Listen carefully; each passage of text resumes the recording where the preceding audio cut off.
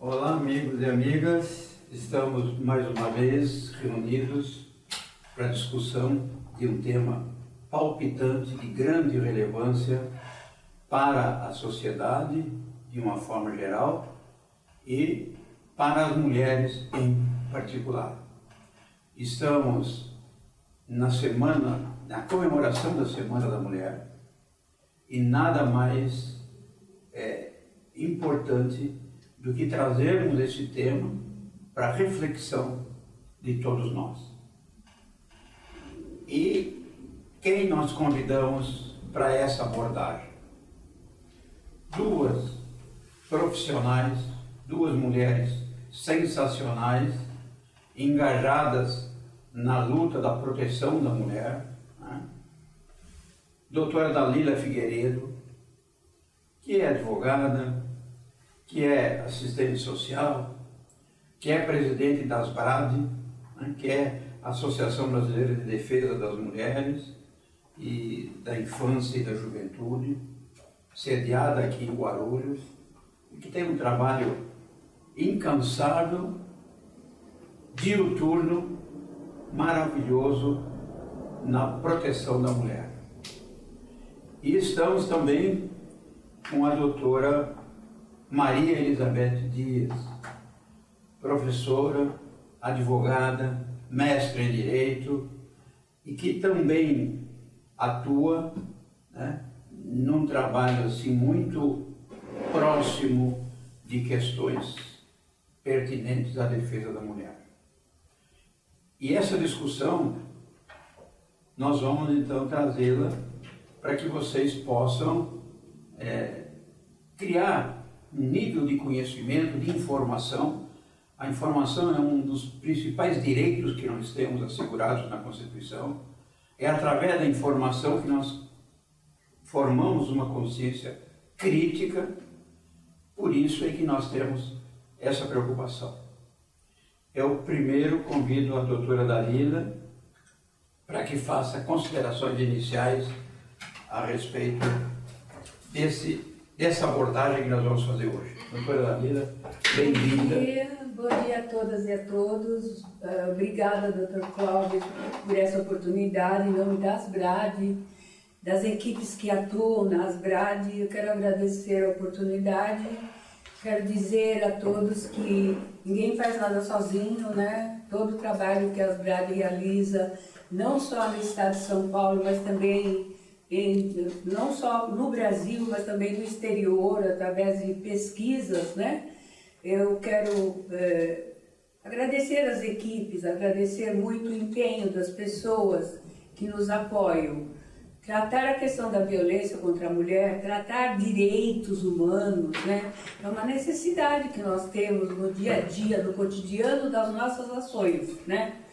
Então, estar aqui hoje com a doutora Elizabeth é uma satisfação, porque a FIG é uma grande parceira e a minha querida amiga Osana, posso falar isso? É alguém que nos está conosco nas nossas boas e nas nossas horas mais difíceis. Parabéns pelo trabalho que a senhora realiza e parabéns à FIG também. Muito obrigada pela oportunidade.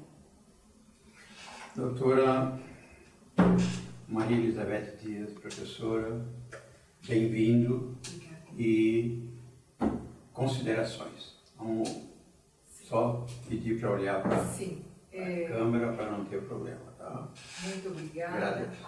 Um bom dia a todos que vão assistir esse vídeo. É um prazer enorme estar aqui ao lado do professor Clóvis no ProLeves. É um prazer maior ainda por estar ao lado de uma mulher, que é a doutora Dalila, que há anos, antes mesmo da Lei Maria da Penha, se empenhou na proteção aos direitos da mulher. Eu atuo como professora na área do direito do trabalho e na área dos direitos humanos na FIG-Unimesp. E eu tenho aprendido diariamente com essas disciplinas, principalmente a matéria de direitos humanos, porque direitos humanos é o direito de todos nós. E a sociedade, ela tem que se alinhar no tempo, ela tem que viver o seu tempo. E o tempo atual é o tempo que não admite violência, qualquer tipo de violência, e depois nós falaremos aqui quais são, e tem muitas outras que não estão consignadas no texto legal da Lei Maria da Penha e outros textos que sobrevieram.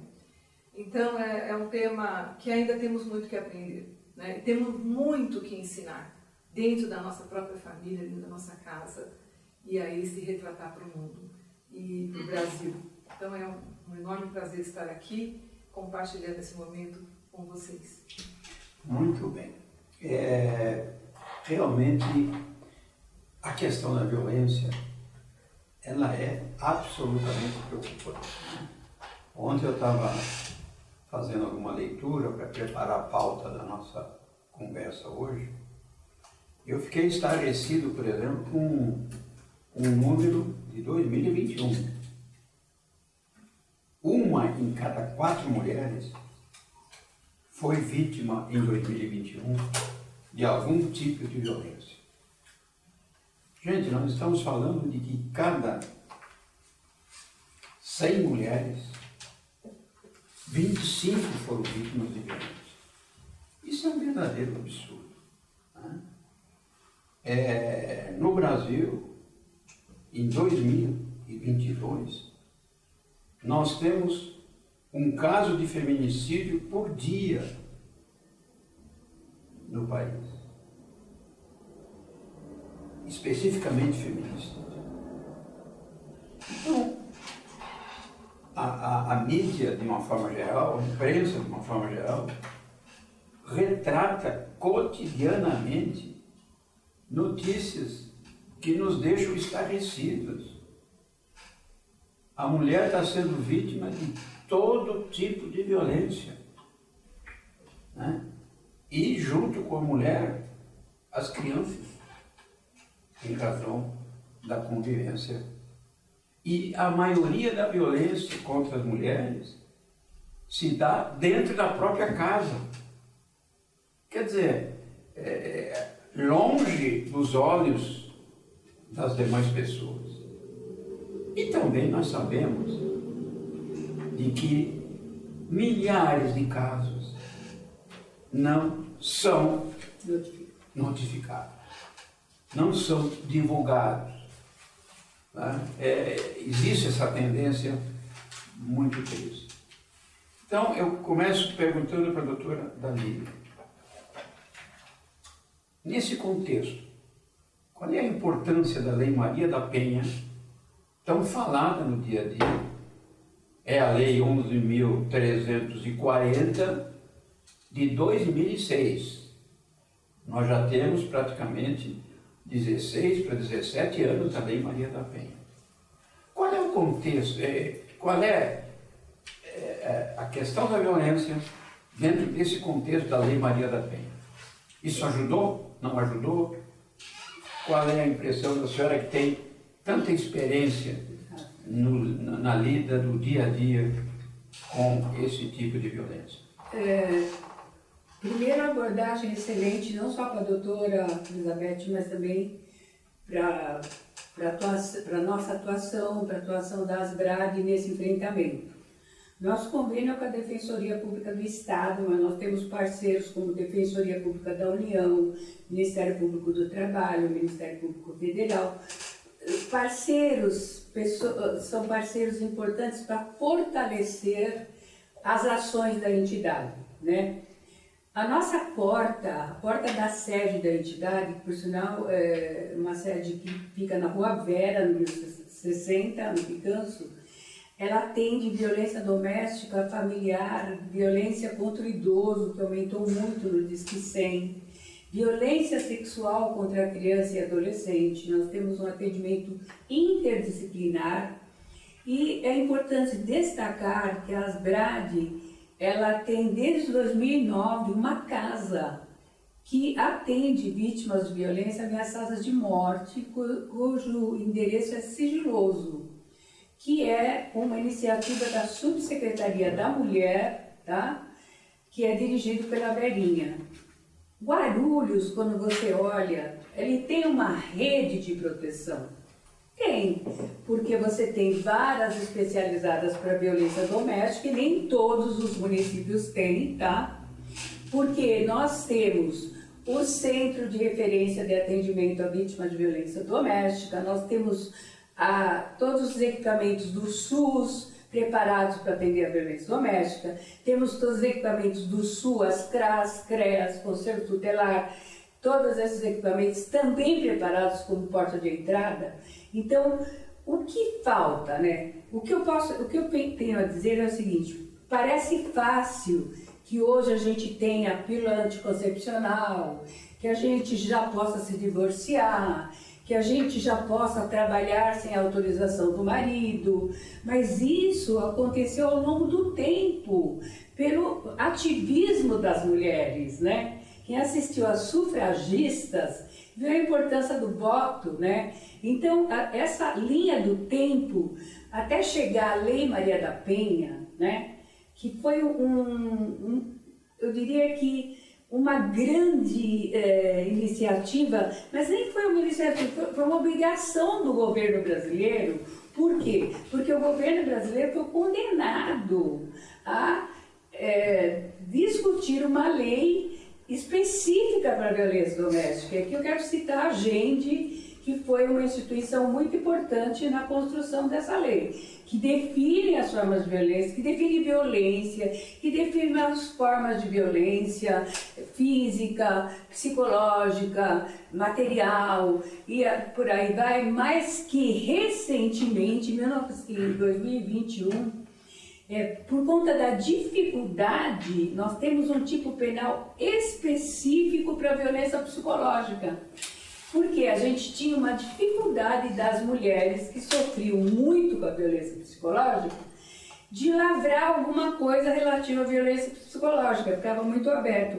Então, não é pacífico isso, tá? Existem juristas que não concordam, mas para nós que estamos na fronteira da trincheira do atendimento, essa lei 14.188 de 21, ela fala do verbo causar dor, causar sofrimento, e na Lei Maria da Penha, ela estava no contexto da violência praticada contra a mulher, então ficou mais específico. Hoje você tem uma melhor condição para lavar um boletim de ocorrência de violência psicológica.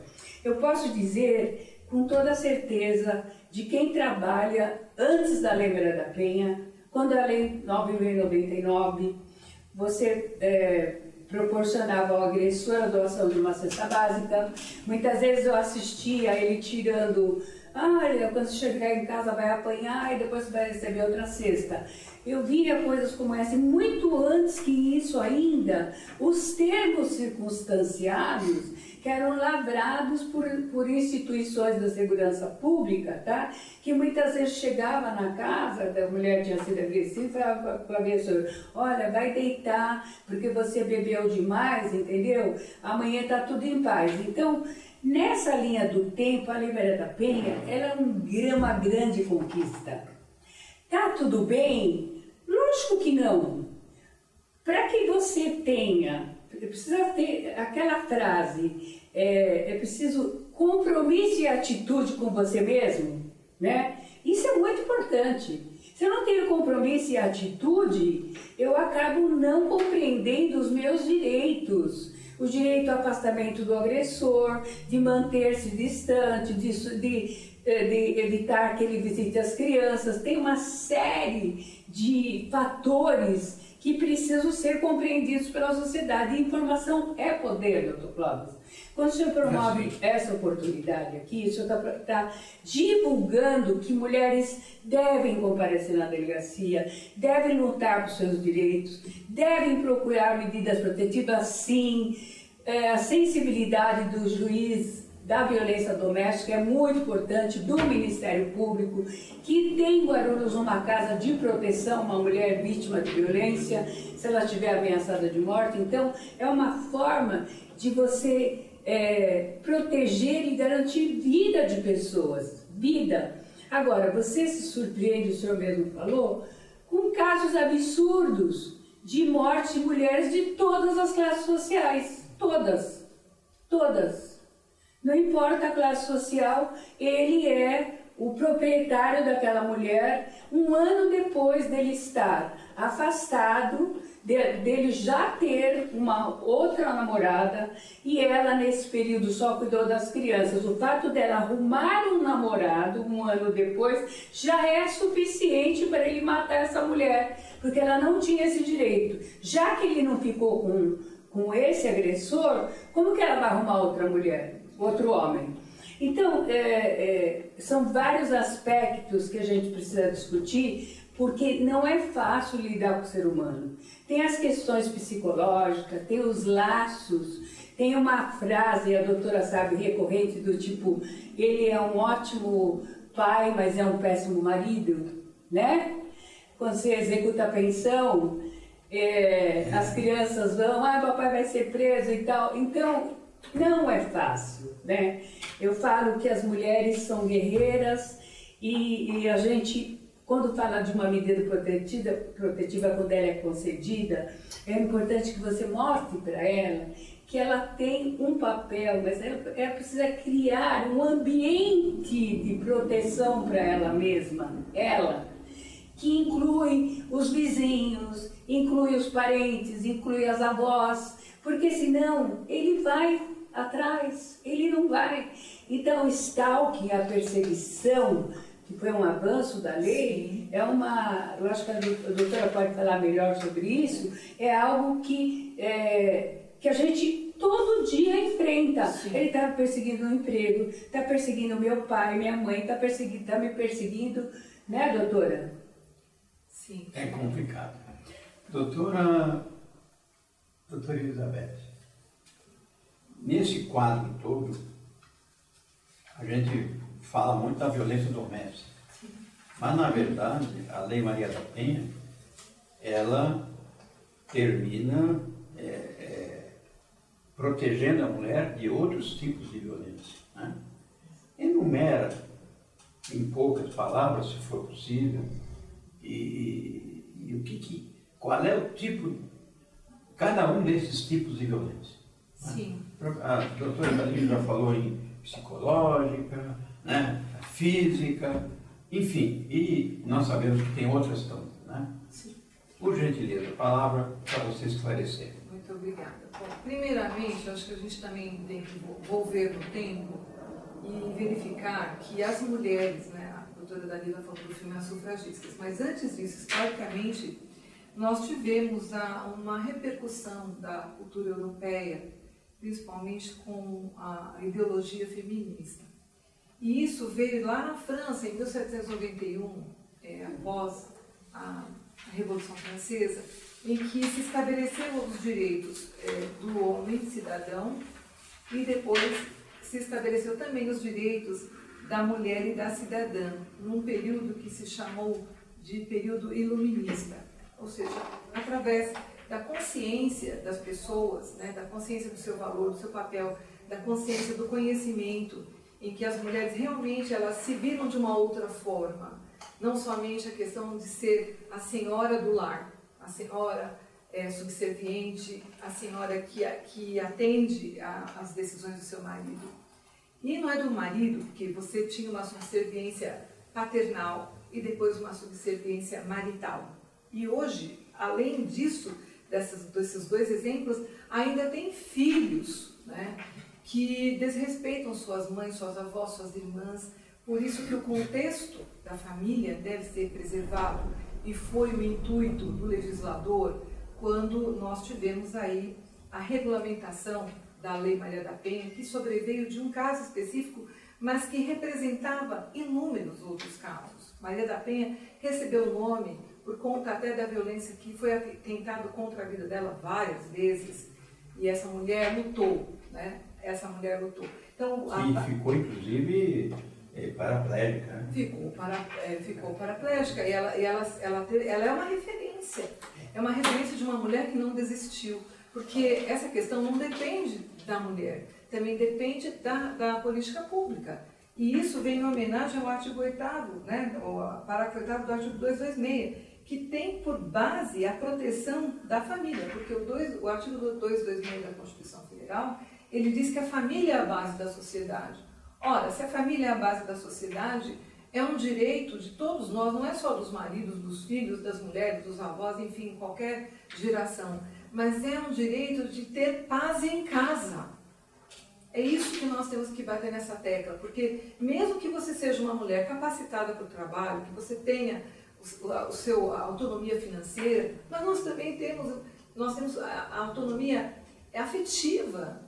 E tem um grupo especial que chama Amada, mulheres que amam demais, mulheres que amam até o agressor, mulheres que se vulneram a eles em função até de um sentimento nobilíssimo, porque o amor é algo inato, nós já nascemos predestinados a amar. E ainda que seja, desculpa fazer uma comparação que não tem nada a ver, mas eu acho que a gente tem que pensar também nisso, o animal, principalmente o animal domesticado. O dono às vezes pode maltratá-lo, mas ele sempre vai receber com alegria. E nós mulheres, que algumas de nós, nossas mães, avós, viveram isso e nós já vivemos num contexto diferente, às vezes mesmo sendo maltratada, a mulher ainda queria servir ao marido, tratá-lo bem, né? E não ser respeitada. Então, isso é interessante, porque depois do advento da Lei Maria da Penha, em 2006, nós tivemos várias outras leis que foram repercutindo no Código Penal, que foram repercutindo no direito previdenciário, no direito processual penal, no direito civil, né? Inclusive inovando alguns crimes, porque nós sabemos que no âmbito penal não se pode inovar, tem que se respeitar a lei penal porque ela é punitiva e não se pode fazer analogia, que foi surgindo assim questões de definir, por exemplo, um crime que está no artigo 142, letra B do Código Penal, que é o crime de perseguição. Porque a mulher vai trabalhar, e eu até posso exemplificar minha mãe, que minha mãe foi trabalhar por necessidade. E nem existia nenhuma dessas leis. E o meu pai, ele ficava na porta esperando, impedindo que ela trabalhasse para poder levar o dinheiro para casa. Então eu sei o que é isso, eu vivi isso na minha infância. E hoje eu sei que eu estou num mundo completamente diferente, em função não somente de políticas internas, mas também de políticas externas, começando lá na época do iluminismo na França e a Declaração Universal dos Direitos Humanos, que eu acho que é um pressuposto fundamental, que não faz acepção de sexo, que não faz acepção de religião, de gênero, né? E isso é uma liberdade que vem ganhando espaço no próprio artigo 5º da Magna Carta, que diz que, em primeiro lugar, a vida como direito fundamental e depois a liberdade. A liberdade de trabalhar, a liberdade de escolher com quem se casar, a liberdade de constituir uma família, de querer preservá-la, mas não a custo do sofrimento. Acho que a questão de destaque que nós temos que festejar hoje, né?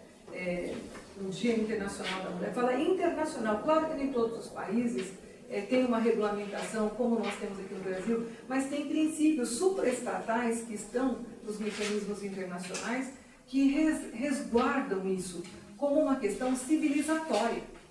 Nós temos que dizer não à violência, de dizer sim ao respeito, de dizer sim à dignidade da pessoa humana, né?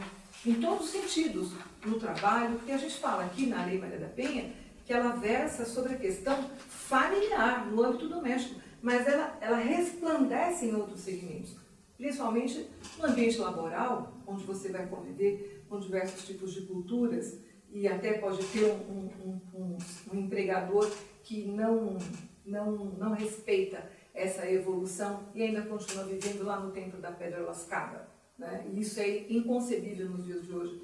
E também a dificuldade que as mulheres têm de se libertar disso, de denunciar e ver a mudança na sua vida pessoal, doutora Dalila. Eu sei que posso ter abrigo, albergue, apoio, mas a repercussão disso na família, e muitas vezes sucumbem em nome desse sentimento de preservação da família, em nome do sentimento de preservação do amor, do afeto. Né? E em nome do afeto se cometem loucuras inconcebíveis. E só para dizer o que o professor Clóvis perguntou, né, respeitando a lei, quais são as formas de violência doméstica e familiar contra a mulher? Violência física, violência psicológica. Essa questão, eu acho que a violência física, né, tinha até um enredo de uma música, um tapinha não dói. E isso foi vergonhoso para nós, né? E aí todo mundo cantava, um tapinha não dói, mulheres cantavam, homens cantavam. E a violência física é toda e qualquer ofensa à integridade física, não importa se é um tapa, injúria, enfim, não importa. A violência psicológica, que vem ameaçar o dano emocional, que vem a causar o dano emocional, como é que você vai trabalhar? Como é que você vai enfrentar seus amigos na sociedade? É o verbo causar que entrou no Código Penal. Então, e aqui quem sabe da que é degradar e controlar suas ações e perturbar o seu desenvolvimento. Porque quem vai para o trabalho, para a escola, seja lá para onde for, vivendo esse ranço lá atrás, e o celular hoje, a pessoa não dá sossego, não dá paz. A violência sexual, nossa pessoal, olha, vocês que estão aí nos ouvindo, é bárbaro o homem, né, que se vale, agora até a mulher, né, que se vale de violência para obter prazer sexual. Né? A sociedade tem que evoluir nisso. Tem que ser denunciado. É vergonhoso para a mulher ter que falar isso abertamente, por isso que a gente tem delegacias especializadas. Sim. Mas o crime sexual é hediondo, Silencioso. E silencioso, porque isso até é interessante, doutora Dalila, querendo ser mais breve possível, hoje a voz da mulher, porque normalmente isso acontece entre quatro paredes, não tem testemunha, né? Tem pessoas que até chegam ao ápice de querer gravar e constituir prova contra si mesmo. Isso é um absurdo, e divulgar. Mas a questão da voz da mulher ser ouvida como uma verdade, porque para ela suplantar, de deixar a casa, de procurar apoio nas BRAD ou qualquer outra instituição, na Polícia Civil, perante o Judiciário, ela tem que ter muita coragem. Né? E também por a violência patrimonial, como subtração de bens, e a violência moral. Aí, quando você fala na moral, na questão moral, quanto vale o dano moral? Porque o patrimonial a gente pode avaliar, mas e o dano moral, quanto vale? Para que a gente possa, né, seguir nosso destino, seguir nossa vida como verdadeiras senhoras do nosso destino, né? Porque essa é uma palavra que eu sou senhora do meu destino, comandante da minha alma, senhora do meu destino, o poema Invictus que eu sugiro que leiam. Então, violência física, violência psicológica, violência sexual, violência patrimonial e violência moral constituem, sim, ofensa aos direitos da mulher. Eu sempre digo o seguinte, o pior tipo de violência, no meu modo de ver, é aquela que menos importância se dá, que é psicológica. Porque na hora da prova, no direito nós sabemos que tudo tem que ser provado. Então, a violência física é fácil de provar, né?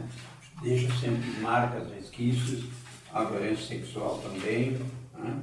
A patrimonial também, mas a psicológica, é mais difícil. Se não tiver um tipo penal, né? e uma boa estrutura para se fazer a prova, perfeito. Difícil de se comprovar. Por isso que eu falei sobre a questão da violência psicológica, hoje ser um tipo penal, tá? Está no artigo 47b do Código Penal. Acontece que ela estava no escopo da Lei Maria da Penha, você via violência moral, psicológica, material e tal. Era de uma forma generalizada. Agora, era tão difícil uma mulher fazer um boletim de ocorrência de violência psicológica, causando mal à sua saúde, impedindo ela de trabalhar, deixando essa pessoa... Aí a violência institucional, que é outra coisa gravíssima, né? Por isso veio a tipificação da violência psicológica, porque saiu do campo só da generalização da violência contra a mulher para o verbo causar dor, sofrimento, e aí esse artigo é o artigo que dá ao agressor uma pena de 6 meses a 2 anos. Bom, essa é uma questão. Mas como a doutora falou em algo muito importante sobre estupro, eu queria colocar aqui, por causa da nossa porta, do nosso atendimento, que primeiro que os dados, todos os dados são subnotificados. Quando você fala de dados, você sabe que há uma notificação. Primeiro que a maioria das mulheres com quem a gente trabalha boletim de ocorrência, elas morrem, tá? Eu, na Casa Abrigo Reflorescer, ela não precisa de um bilhete de ocorrência para ser abrigada, porque muitas vezes ela tem um comprometimento com alguém do crime organizado. Ela tem medo do agressor, ela tem horror. Eu queria destacar aqui as redes sociais, porque no campo do nosso atendimento, na Casa Abrigo Reflorescer e na sede, muitas mulheres foram sofrer sofrimento e até tortura, tá? Com relacionamentos a partir de Twitter, de Facebook, Instagram, que aceitou uma proposta para vir para São Paulo, porque aqui teria um emprego, que teria chance de uma vida melhor, e acabaram em cárcere privado, sendo explorada sexualmente. E se falar que ela veio de algum lugar, de outro município, de outro estado, de outro país, para ser explorada, a gente já está no outro campo, que é do tráfico de pessoas, que é uma questão que merece uma palestra específica a respeito, que é uma das piores formas de violência contra a mulher, é uma mulher traficada para fins de exploração sexual. Isso é bárbaro, né?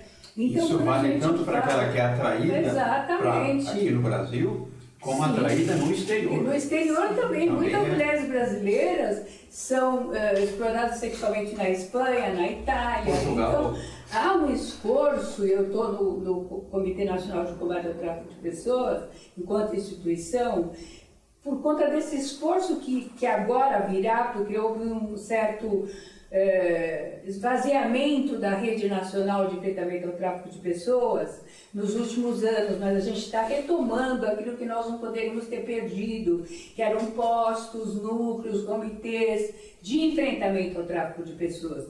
Mas, aproveitando a fala da doutora, eu quero ressaltar os 60 mil e 20 mil estupros no país em 2001, um aumento de 4,2%, mas é muito importante falar que 75,5% eram vítimas vulneráveis, incapazes de consentir com um ato sexual. 61% dessas vítimas tinham até 13 anos. 13 anos. Isso foi em 2021. 79,6% dos casos, o autor era conhecido da vítima. Então, o que eu quero dizer é o seguinte: o lar, que seria um lugar seguro para o ser humano, eu sempre falo para as mães, para as avós, para as tias, por favor, observem com quem vocês vão deixar os seus filhos. Por favor. Aí a gente traz um aspecto fundamental de direito, que é a necessidade de creches. Para que a mulher possa trabalhar, para que ela possa ter independência, para que ela possa fazer um curso, se qualificar, nós precisamos ter creches para essas crianças. Nós precisamos que as crianças estejam na escola. A educação é a arma mais poderosa que você pode usar no mundo. E quem falou isso foi o Paulo Freire. Então a educação, ela precisa vir. Quando se fala na desconstrução de masculinidades, que é uma questão muito importante, que a gente trabalha inclusive na Fundação Casa, quando convidadas através do projeto Gaia, que atende medidas socioeducativas em meio aberto, a questão da masculinidade. São os meninos que mais morrem. Se veja a agressão, o índice de inimizade, de ódio nos campos de futebol, nas torcidas, aquela masculinidade tóxica. Nós precisamos combater isso com a educação lá embaixo, no início. Isso tem que estar nas grades escolares. Todos nós somos responsáveis por enfrentar a violência contra a mulher. Está no artigo 226 da Constituição, está. Mas o doutor Clóvis, que tem muita experiência, mais do que eu, sabe, que está lá, mas para tirar de lá, para que a sociedade não banalize, que aquela mulher mais uma vez se reconciliou, ela está sendo julgada pela sociedade. E a doutora colocou uma questão importante, que são os laços afetivos. Sim. Então, a decisão da mulher é muito importante. Você trabalha em empoderar uma pessoa, é uma palavra fácil, mas não é algo fácil de ser construído. Com a casa que nós assumimos recentemente para abrigar famílias afegãs, por exemplo, a gente se depara com uma cultura totalmente diferente, que as mulheres são submissas, totalmente submissas, que elas só saem acompanhadas. Quer dizer, eu vou contra a cultura do país, não, eu tenho que me adequar à cultura desse país, respeitar a cultura desse país e enxergar a cultura sem julgamento, tá? E ir trabalhando aos poucos o que é a legislação brasileira e o que pode, como você pode sensibilizar a pessoa. Mas ainda, dentro do contexto que a doutora falou, é importante a mudança que a qualificadora do homicídio que aconteceu, que é o feminicídio. Sim. Por que o feminicídio?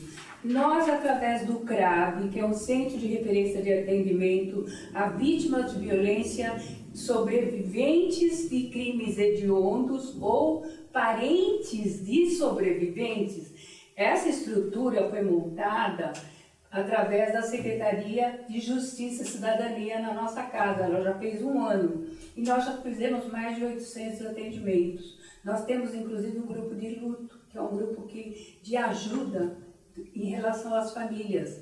Agora, qual é a ideia do CRAV? É acompanhar os processos criminais. Nós temos sobreviventes de feminicídio, vou citar um caso de um relacionamento que já tinha acabado, e simplesmente ele foi na casa dela, deu um tiro pelas costas e ela ficou tetraplégica. Então, as sobreviventes do feminicídio precisam ser acompanhadas com equipe interdisciplinar. Esses processos criminais, eles precisam ser acompanhados para que esse agressor vá ao júri, doutor Clóvis, que ele responda pelos seus atos no júri. Então, o feminicídio, ser hoje uma qualificadora do homicídio, mudou o cenário? Deixou que as mulheres morressem? Não. Por isso que eu falo do compromisso e atitude. Quando a gente trabalha com adolescentes, a gente trabalha sobre o amor, sobre a paixão, sobre a entrega, sobre a submissão, sobre ele querer ser o dono dela. Ele telefonar e falar, se eu souber que você saiu com alguém, eu vou te matar. Mas que no começo são só flores. Indo num barzinho, aos poucos ele critica o tamanho da saia, o decote, ele isola esse ser humano dos seus familiares e amigos, ele passa a ser dono, não estou falando nem casou, estou falando de uma namorada. É uma dominação. Então, essa dominação, essa sensação de poder, esse país que é patriarcal, nós temos que trabalhar muito. É uma lei que resolve? Não, mas a Lei Maria da Penha trouxe muitas oportunidades para a gente proteger, para a gente empoderar mulheres. É necessário o quê? Que nós tenhamos varas da violência especializadas, mas onde a gente possa também discutir as questões de família, para que seja num lugar, né? E também a criança tenha uma escuta protegida, um depoimento protegido, que já é uma lei do Brasil. Porque essa criança é uma testemunha indireta. E quando você trabalha a violência contra a mulher, você nunca pode esquecer que existe um link com o Estatuto da Criança e do Adolescente. Sim. E esse link é preciso ser compreendido pelos operadores de direito e por todas as pessoas que atuam nesse enfrentamento. Então, eu sou muito grata à possibilidade de enfrentar, de acolher, que é diferente você acolher de atender. Por exemplo, chegou uma mulher com o braço quebrado, ela não era quebrado, ela tinha levado várias facadas no braço dentro simplesmente do trem. Ela estava casada há 6 meses só. Falo, tem gente que 1 mês, 6 meses, ela casou formalmente, 6 meses. Simplesmente ele se deu conta de que era dono dela, que ela não podia sair, que ela não tinha autonomia nenhuma.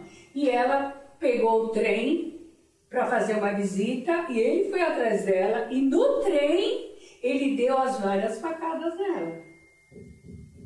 Então, é de uma complexidade, doutor Clóvis, doutora Elizabeth, mas que a senhora trouxe uma questão importante da questão afetiva, amorosa, etc. E essa desconstrução não é fácil, porque quando você constrói um plano de atendimento individual com uma pessoa, você precisa levar em conta que aquela pessoa tem um plano na cabeça dela.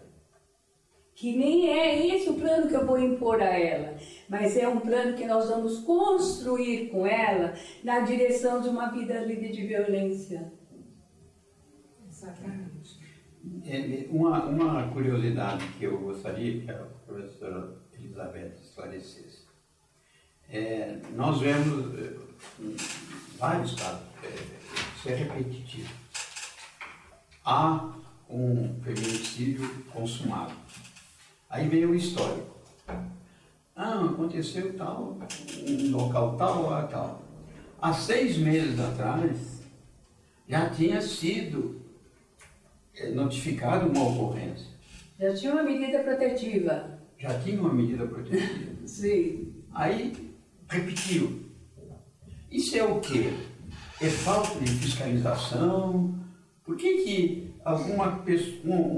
uma mulher que já está protegida, que já teve a coragem de pôr a cara a tapa, como se fala, né? Porque tem que ter coragem, na verdade, para fazer essa denúncia, ela vem 6 meses, 1 ano depois, ser vítima, e aí uma vítima fatal de uma violência cruel que já ocorreu há um tempo atrás. Por que se repete? Se ela já tem uma medida protetiva.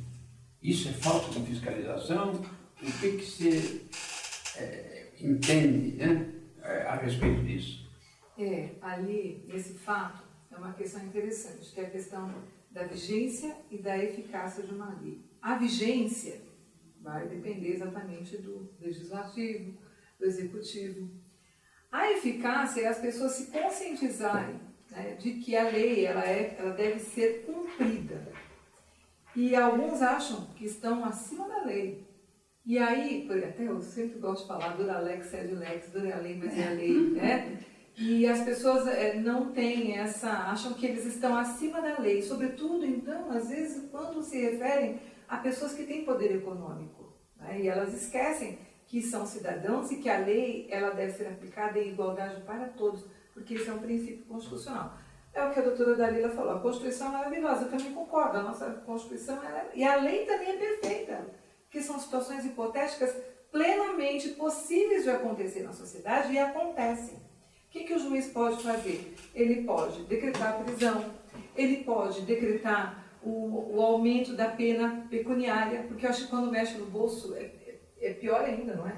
Eu falo, mas e se ele não tem? Dizem que é o lugar que mais dói. É o lugar que mais dói, porque... Para quem tem dinheiro. E quando eu li a lei, até falava, nossa, mas tinha decisões que falavam, você não pode se aproximar 1 metro, você não pode se aproximar 3 metros. Aí o Dado Dolabella, que foi um ator, não sei hoje o que está fazendo, mas ele desdenhou da lei, ele pegou uma fita métrica para dizer, então, a tantos centímetros eu não posso, eu vou medir. E isso foi um desrespeito. E isso também pode significar, o Código de Processo Civil tem hoje um artigo 77, o senhor Clóvis sabe bem disso, que pode afrontar a dignidade da justiça. Então, se a lei ela tem que ser cumprida, então ela não é uma faculdade, ela é uma imposição.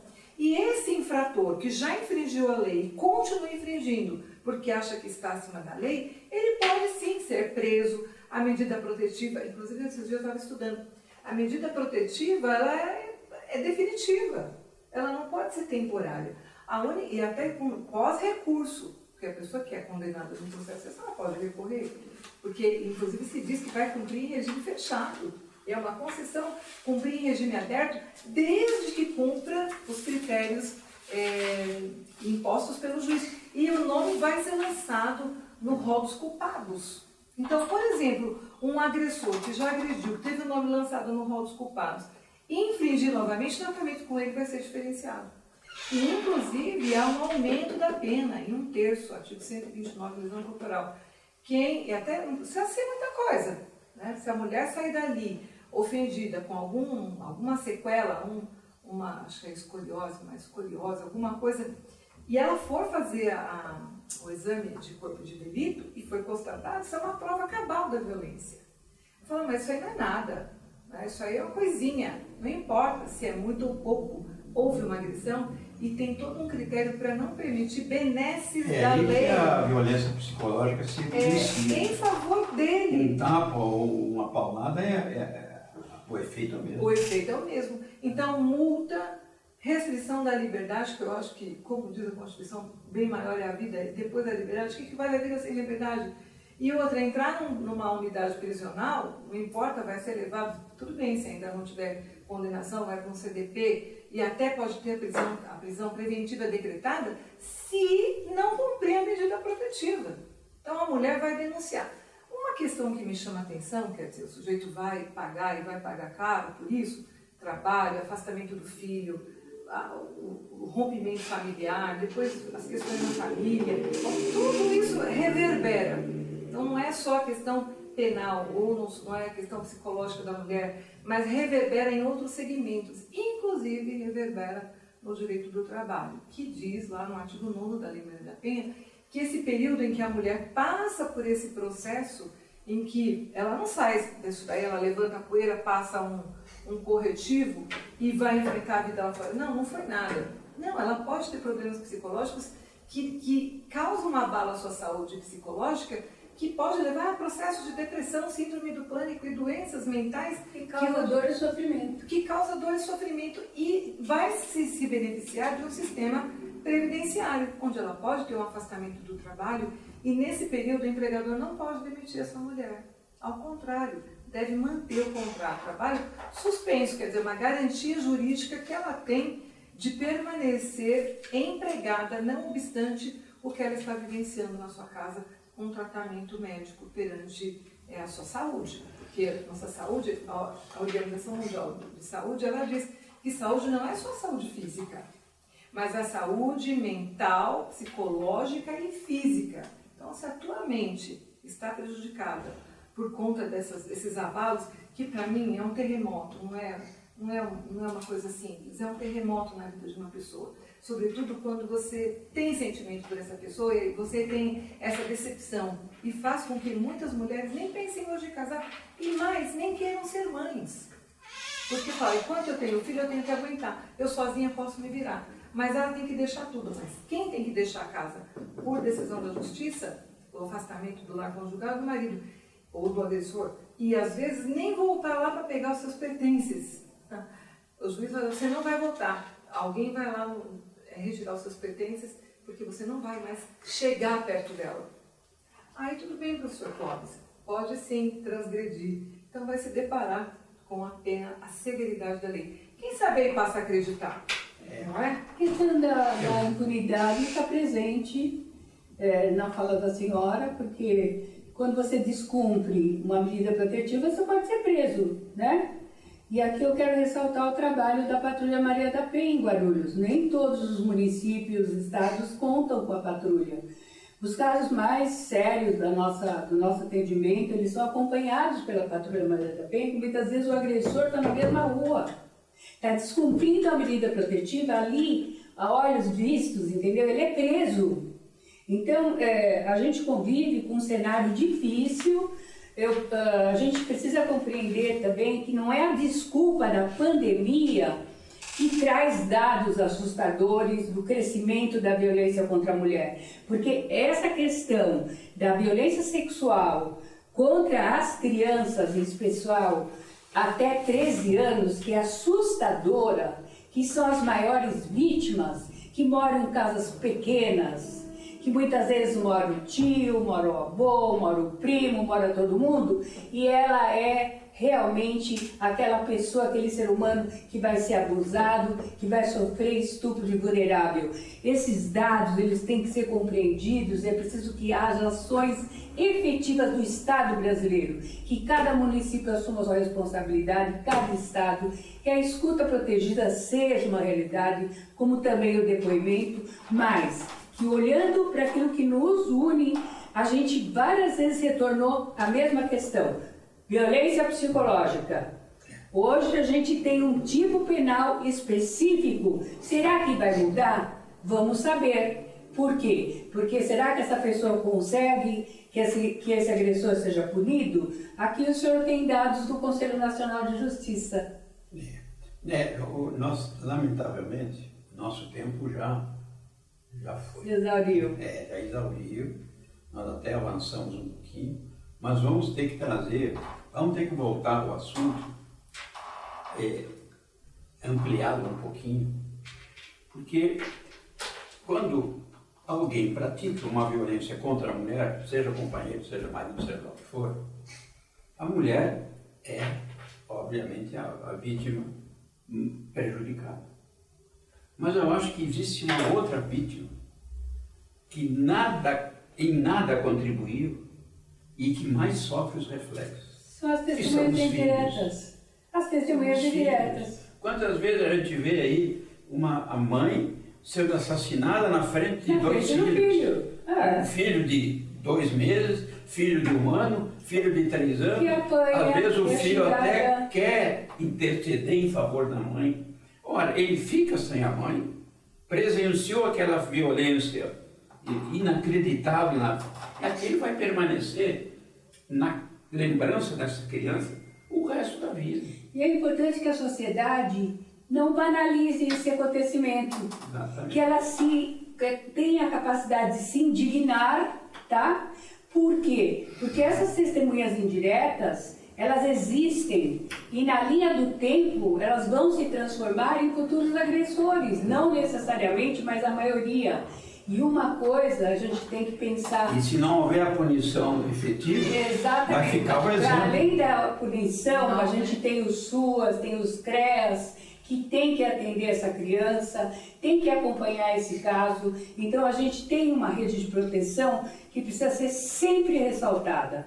Os CREAS, os CRAS, os conselhos tutelares, as ONGs que atuam diretamente, a OAB no campo da sua atuação, como também a FIG, as outras universidades, porque toda a sociedade é responsável por enfrentar a violência contra a mulher e contra a criança e o adolescente.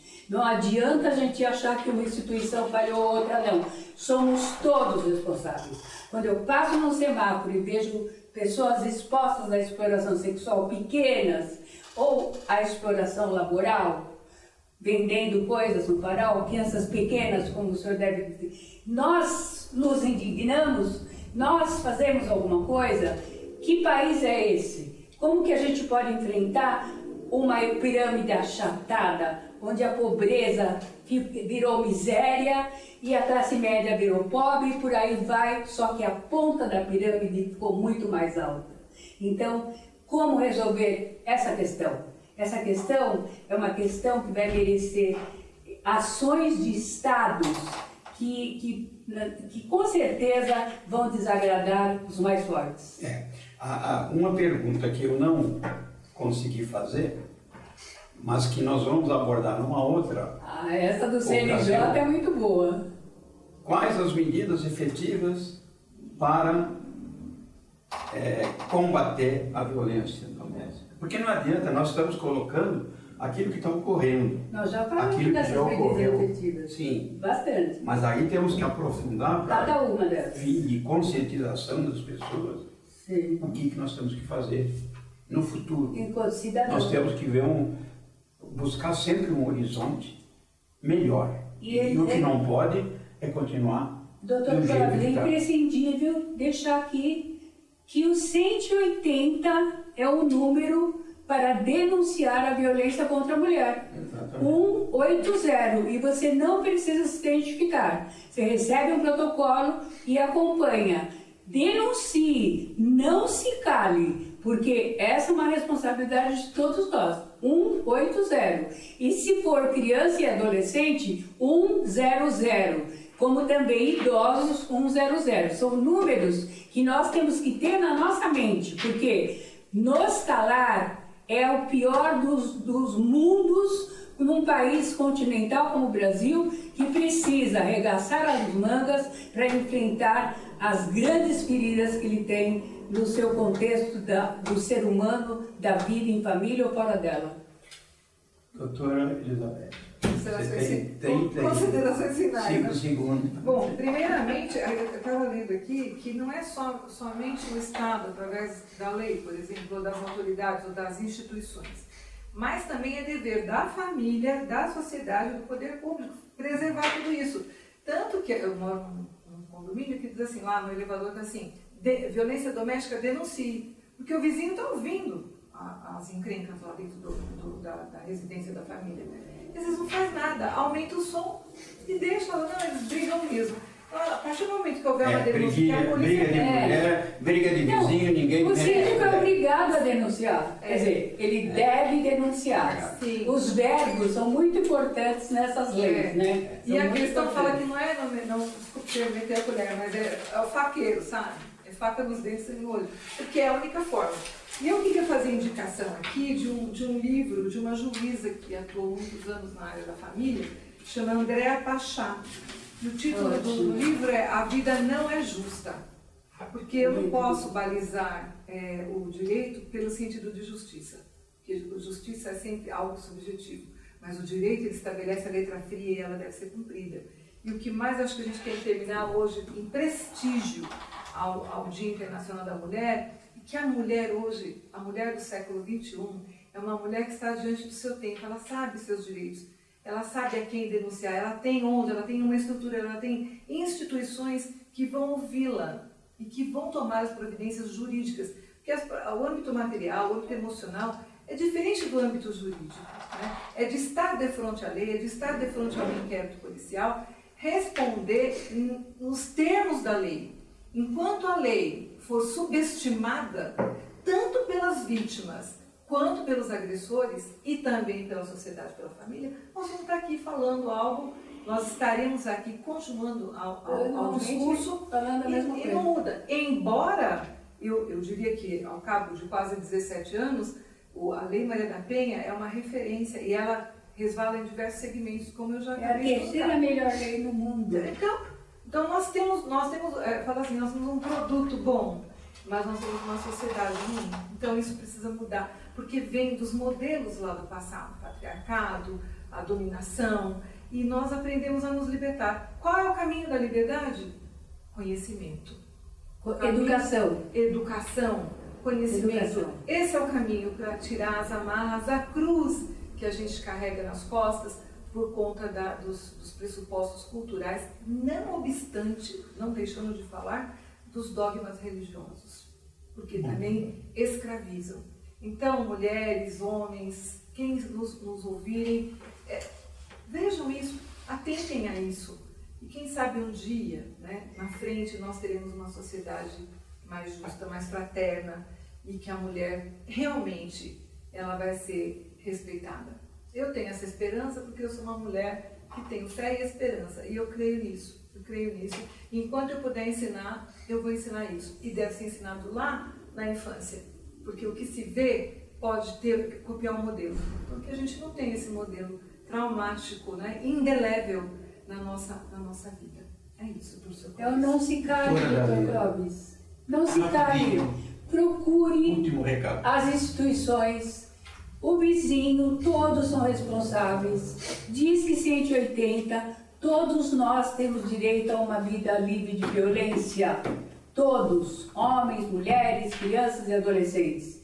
Se a sociedade se responsabilizar, enquanto sociedade, por não tolerar muitas coisas que estão acontecendo na rua, a olhos vistos, no vizinho, no seio da sua família, a gente começa a trabalhar dentro de um contexto da vida livre de violência. Do contrário, nós temos muitas propostas no Congresso Nacional. Muitas propostas, interessantes inclusive, que eu acompanho. Porém, a gente tem que fazer com que o que nós temos já seja exatamente cumprido. Combater a impunidade, sim, mas junto com o combate à impunidade, você tem que trazer uma situação que promova essa mulher. que ela deixe daquele status de submissão, que ela possa voltar a estudar, que ela tenha creche para os seus filhos, que ela tenha emprego, que ela seja privilegiada nas vagas de trabalho, que agora tem uma discussão sobre essa lei, que ela possa, sim, ser alguém autônomo na sociedade e livre de violência.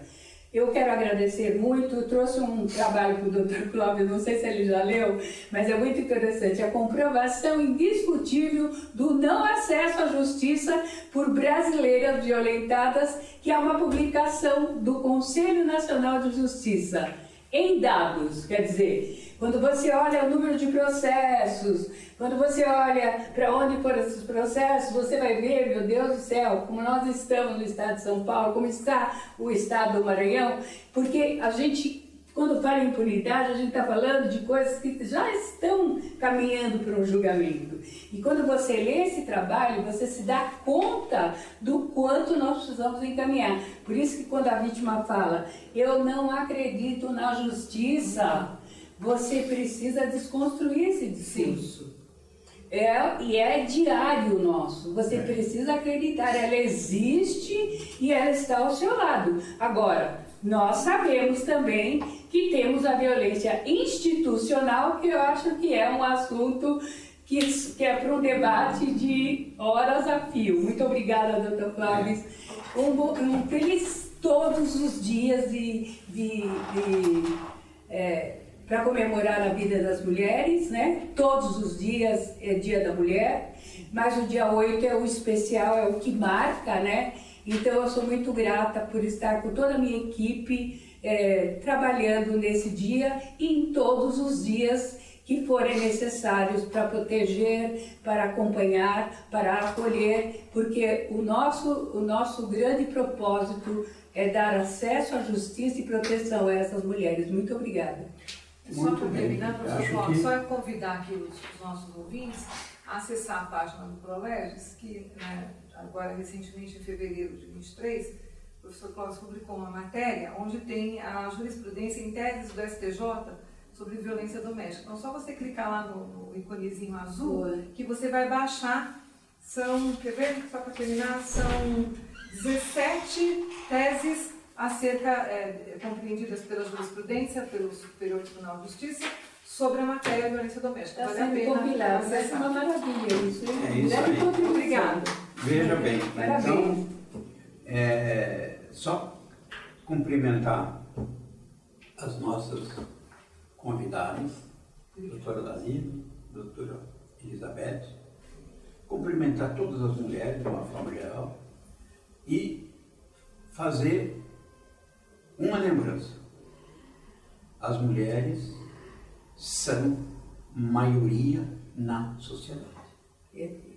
E a maioria da sociedade não pode se submeter, se subjugar à violência perpetrada pela minoria. Então, bom Dia das Mulheres, muita força e os 180 daí. As mãos aqui, né? Vamos lá, certo? Vitória. Isso. Parabéns. Parabéns. E Obrigada obrigado a pela todos. oportunidade. Obrigada.